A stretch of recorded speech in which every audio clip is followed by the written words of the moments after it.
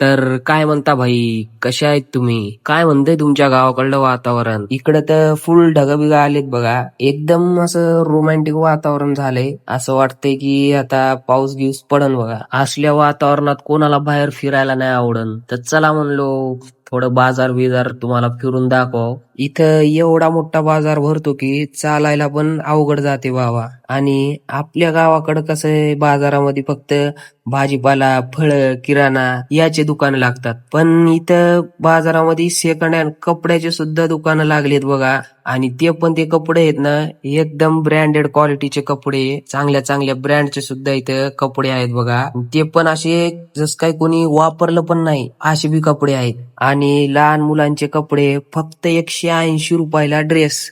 आणि हेच जर ड्रेस तुम्ही दुकानावरून खरेदी केला ना, तर 500 ते 600 रुपयाला तुम्ही खरेदी करता. तर भाई म्हणजे लोकांचा बिझनेस करण्याचा काय माइंडसेट आहे बघा ना तुम्ही. त्याला कोणत्या जागेचं काय भाडं भरायचं नाही का, त्याला कोणतं एखादं मोठं शोरूम टाकायचं नाही. म्हणजे नुसता पैसा गोळा करायचा, बाजारात जायचं, कपड्याचं दुकान लावायचं आणि आपला चालू द्या बिझनेस.